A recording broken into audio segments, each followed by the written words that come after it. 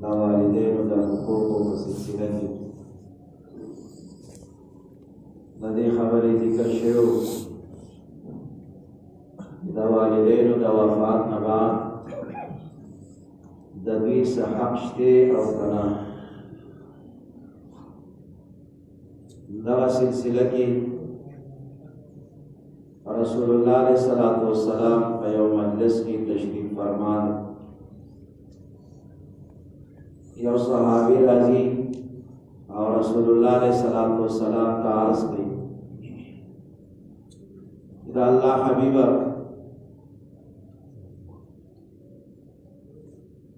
زما د والدینو چې د هغوی وفات شوي دي د وفات نه بعد زدا شان نیکي او ښېګړه او څه حق په ما باندې شته د هغوی د مرګ نه بعد او که نه د دوی دا حقوق د دوه ژوندونه پورې دي او په ژوندون کې د دوی دا حقوق پوره کېږي. رسول الله علیه الصلاۃ والسلام ورته فرمایي چې نه ستا د والدینو حق د مرګ نه بعد هم په تا باندې شته. چې کله هغوی وفات شي د وفات نه بعد هم په تا باندې حق شته چې ته ژوندی. نو په هغه حقوقو کې رسول الله علیه الصلاۃ والسلام فرمایي چې الصلاۃ علیهما د دوی د وفات نه بعد دوی د پاره به دعا د رحمت د الله نه غواړي او دغه دعا د رحمت کې د ټولو نه ښکلې مبارکه دعا هغه الله جل شانه تاسو ته ښودلې ده چې د مور پلار په حق کې دا دعا غواړئ رب ارحمهما کما ربیانی صغیرا. پروردگارا زما په دې مور پلار باندې رحم او مهربانیو کې ځکه دوی زما په وړوکوالي او په بچپن کې ما سره ډېر د شفقت او ډېر د مهربانۍ معامله کړې ده او دا ظاهره خبره ده چې په دنیا کې ډېر محبتونه وي ضرور خور په منځ کې هم محبت وي دارنګه د یو ورور د بل ورور په منځ کې هم محبت وي دارنګه د ښځې خاوند په منځ کې هم محبت وي خو دغه محبتونه اکثر اغراضو باندې بنا وي چې څو پورې ورور د خور سره احسان کوي ښېګړه کوي نو دغه خور هم پرې ډېره مهربانه وي چې څو پورې یو ورور د بل سره ښېګړه کوي نو هغه هم په ده باندې مهربانه وي چې څو پورې د خاوند د طرف نه د ښځې سره احسان معاملوي هغه هم پرې مهربانه وي او چې کله دغه اغراض دا د منځه ختم شي هغه محبت هم ورسره ختم شي. د والدینو محبت د دې بچو سره هغه بې غرضه محبت دی او بیا بالخصوص د والدې چې کوم محبت دی د هغې چې کوم شفقت دی دا انتهایی بې غرضه محبت او شفقت دی چې څو پورې دا بچې وړوکې وي نو په هغه وخت کې څومره مینه محبت کوي ورسره بیا چې کله دا بچې لوی شي بیا هم دغه محبت د دې مور د دې بچي سره وي که دغه بچي باندې معمولی شان خفګان راشي معمولی شان پریشانی ورته راشي معمولی شان څه نقصان ورته ورسیږي د ده نصیحت دا مور ور باندې پریشان او هغه ورته خفه وي سره د دې چې دې مور باندې ډېرې سختۍ راغلي وي ډېر تکلیفونه پرې راغلي وي دغې بچي دې مور ته کتلي هم نه وي خو لیکن مور دا نه وایي چې نه زما سره دا نه دي کړي بلکې مور وي بیا هم د شفقت معامله ورسره کوي لاسونه ورپسې پورته کوي چې پروردګار ته حفاظت وکړي نو د مور او د پلار دا محبت او مینه او د دوی دا شفقت او مهرباني دا بے غرض محبتونه دي. الله جل شانو زکه ممتاز ته په دې دعا کې دغه دعا را تخی چې د الله نه دا سوال ورته کوي چې پروردګار زما په دې پوک مور پلار سره دا شان د مهربانه د شفقت او د محبت معاملو کا لکه څنګه چې په وړوکوالي کې دوی زما سره د مینې او د محبت او د شفقت معامله کړې ده. نو د مور پلار دپاره د رحمت دعاګانې غوښتل دی اولنی حق دی او هر حال کې په هر وخت کې مور پلار یادول، مور پلار نه هېرول او یادول په دغې طریقې باندې دي چې دوی دپاره په هره موقع باندې ته دعا وغواړي.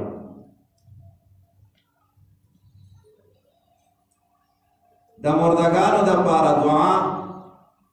دا د دوی ډېر لوی ضرورت او ډېر لوی حاجت دی. رسول الله علیه الصلاۃ والسلام فرمایي چې کله تاسو کې څوک وفات شي د وفات نه بعد د دې ژوندو د دعاګانو دومره زیات محتاج وي لکه یو انسان چې سیند لا وکړی وي او په دغې اوبو کې دی روان دی، کله د سیند چپا یو طرف ته وغورځي او کله بل طرف ته وغورځي، خو د خپل ځان د بچکولو د حفاظت کولو دپاره دغه کس کوشش دا کوي چې څه هم زما لاس ته راشي او زه د دغې سیند د چپو نه بچ شم او زما حفاظت وشي. نو دی که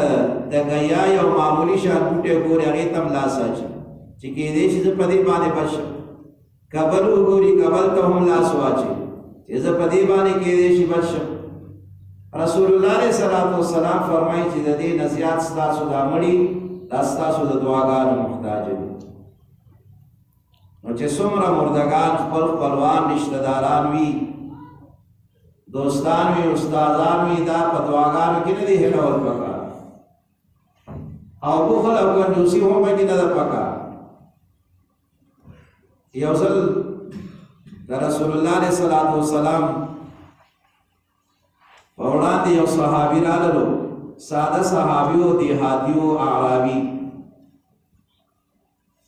دی راغلو، مونځ یې وکړلو، د مانځه نه بعد دعا کوي او په هغه دعا کې دا وایي اللهم ارحمني ومحمدا ولا ترحم معنا احدا. یا الله په ما او په نبی علیہ الصلوۃ والسلام باندې رحم وکړي،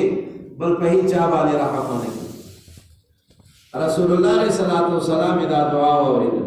وسیع رحمت ډېر زیات راتم کړلو، مختصر دې کړلو. اللہ جل شانہ فرمائی کہ زما رحمت وسعت کل شیء، ہر چیز تا دا اللہ جل شانہ دا رحمت رسیدلے، یو چیز هم دا اللہ جل شانہ دا رحمت نہ محروم نہ. نو چې کله هم منگا دعا غواړو نو دعا آپ کی با کنجوسی او بخل او تنگی بنکو چې یا اللہ صرف زما مور پلار مبخا، نہ صرف نا یا اللہ ما مبخا، زما مور پلارا مبخا، زما خپل خپلوان رشتہ داران تاهم مبخا، زما اساتذه کرام مبخا، زما دوستانه مبخا، زما گاونډیانه مبخا، د اهل اسلام چې څومره مردگان دي پروردگار ټول مبخا. دا الله په خزانو کې څه کمی نشته. تا دا دعا وغوښتله، ستا په دې دعا کې هم څه کمی نقصان تا ته نه رسي. د دې دنیا والا په شان قانون او دستور د الله نه دی چې څومره ته زیات خرج کړې نو دومره به تا سره کمی راشي. نه د الله جل شانو خزانې هغه ډکې دي، الله په دې باندې خوشحالېږي. څومره خوشحالېږي تا چې د څومره کسانو دپاره دعا وغوښتله دومره د دوی برابر تا ته الله اجر درکوي. صرف مور پلار دپاره دې وغوښتله د دوو کسانو اجر درته میلاو شو، د خپلو خپلوانو دپاره دې وغوښته د هغوی برابر هم اجر درته میلاو شو، اساتذه دې ورسره یو ځای کړل د هغوی اجر هم درته میلاو شو. او بیا د گاونډیان ور سره کړل بیا د ټول مسلمانان کړل نو د آدم علیه السلام نو واخله تر دې وخته پورې چې څومره مسلمانان دي د دوی د تعداد برابر الله تعالی نیکي درکړي نو بخل او کنجوسی نه پکار ویم دا چې ته په دې دعا کې اخلاص وکړي نو ستدې برکت تا دې چې فرشتہ هغه الله تعالی سره پورته کی چې پروردگار دې د نور مسلمانانو د پاره سغواړي اول دې تورکا نو ته د هغې د پاره د مغفرت دعا کې د رحمت دعا کې فرشتې ستا د پاره د رحمت دعاګانې د الله نه غواړي چې یا الله د باندې اول رحمت وکړه نو په دعا کې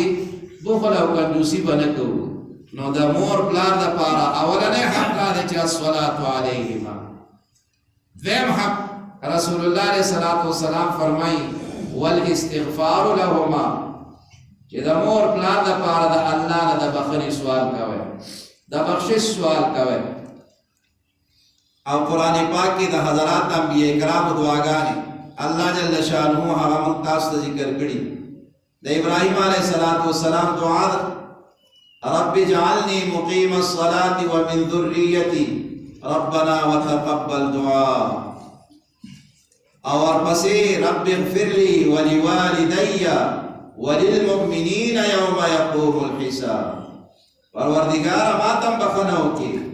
زما مور پلار تم کی اور ټول مسلمانان پروردگار او بخي دا جامع دعاګانی او د زړه په اخلاص سره د دې دعا د مفهوم سمج سره صرف دا نه چې دا یو ذکر دی او په ژبه باندې به صرف دا الفاظ راولو د هغې په مطلب او په مفهوم به نه پیږو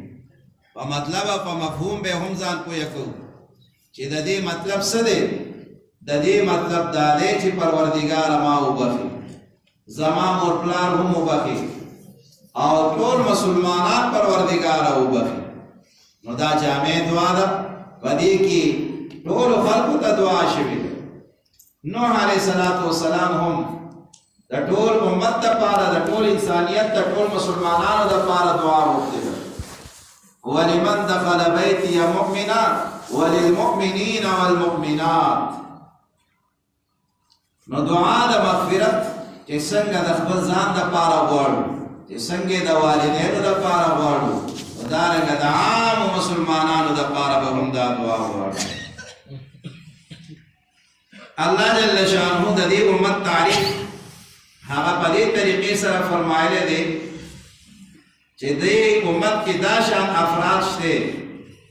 چې هغوی کله دعا کوي نو په دې دعا کې دا وایي چې ربنا اغفر لنا ولإخواننا الذين سبقونا بالإيمان ولا تجعل في قلوبنا غلا للذين آمنوا ربنا إنك رؤوف رحيم پروردگارا منګه وبخا او زمونږه هغه وروڼه چې سره د ایمان د دنیا نه رخصت شوي دي دا هغوی هم پروردګار د بخشش فیصله وفرمایا نو دا الله جل شانه د طرف نه هم موږ تاسو ته د استغفار او د مغفرت د بخښنې د هغې طریقه راته ښودلې شوې ده چې تاسو دعا غواړئ نو په دا شان جامع الفاظو سره غواړئ چې پروردګاره ما وبخي او زما مور پلار هم وبخي خو دا دعا دا شان ده چې د دې خپل آداب پکار وي نو په هغه آدابو کې یو اهم ترین او بنیادي ادب دا دی چې د دعا نه وړاندې د الله حمد او ثنا او تعریف کول صرف دانا بس لا سجد کا امین یا اللہ ما وبخي زما مور پلار وبخي نه د امین نه وړاندې لږ د الله تعریف وکړه نور هېڅ نه درځي سورې فاتحه خو دله درځي دا ووایه دا درې آیتونه الحمدلله رب العالمین الرحمن الرحیم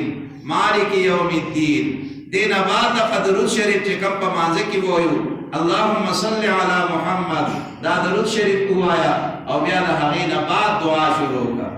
دا د دعا آداب ځکه دنیا کې قانون او دستور دا دی چې ته د چا نه یو څیز غواړې نو د هغه به اول تعریف او مدح به کې داسې به نه کې چې راکړه ماته دا څیز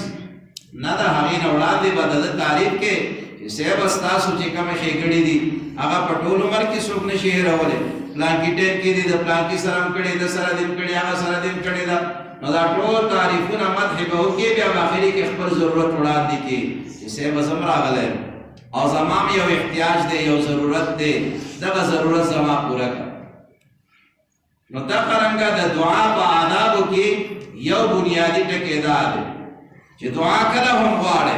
نو ډایرکټ دا نه یا الله ما وبخي زما مور پلار وبخي او کله بره غړې ته ګوره او کله د جمعه چت ته ګوره او کله شاته ګوره کله مخې ته ګوره نه غفلت سره به دعا نه کوي دعا په عاجزۍ سره په تضرع سره او دا شرط طریقې سره چې الله زما د आवाज اوري او الله زما د دعا قبلې په دې طریقې سره به دعا غواړي او دا رنګه په کلی هيئت سره کېنا عاجزانه داسې نه چې پرلک دیواله دي او دعاګانې دي شروع کړي دي نه الله ته ځان عاجز کا خپل عاجزي الله تخکارا کا خپل ملنګي الله تخکارا کا خپل احتیاج الله ته وخیا او په دې طریقې باندې د الله نه سوال کوا متکبرانه انداز د الله بالکل نه دی خو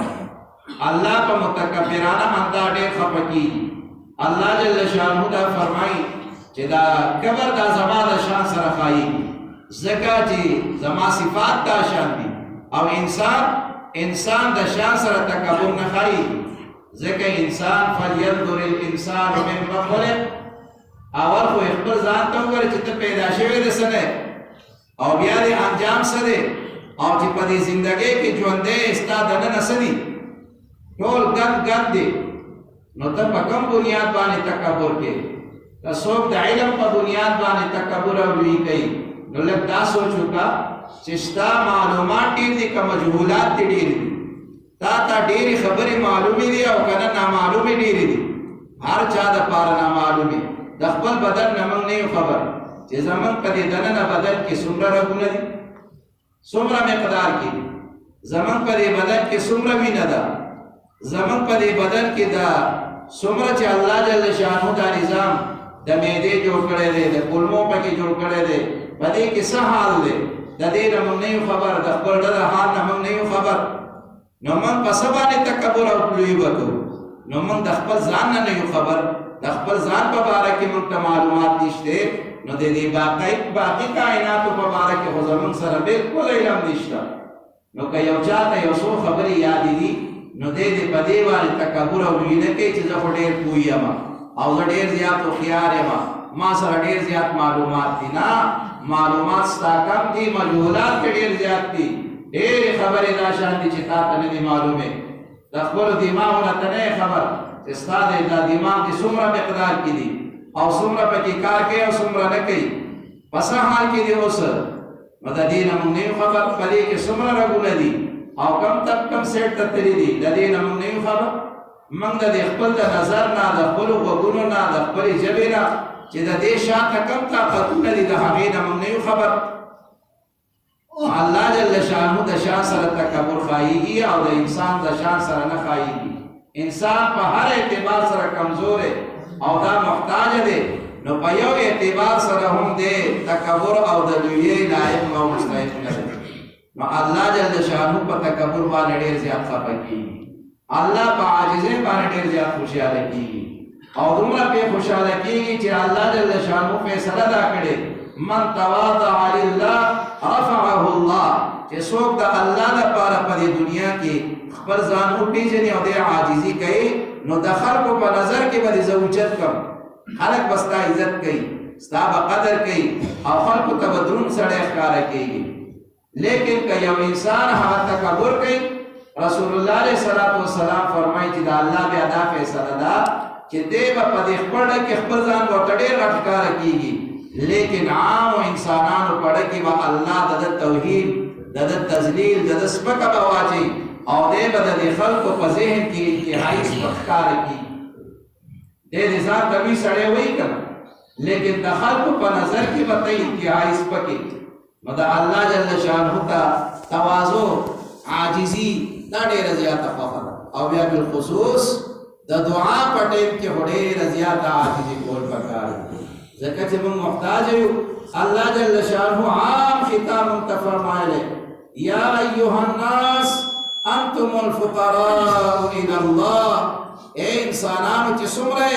कहा बादशाहाने का वजीराने का सनातकारे का ताजिराने का जमींदाराने चे कम हाल कम कैफियत किए टोल अल्लाह का मुख्ताज है जिकन मंगा अल्लाह का मुख्ताज यू न दा अल्लाह पौड़ान दे आजिजी इख्तियार और पकार तकबुर और यूना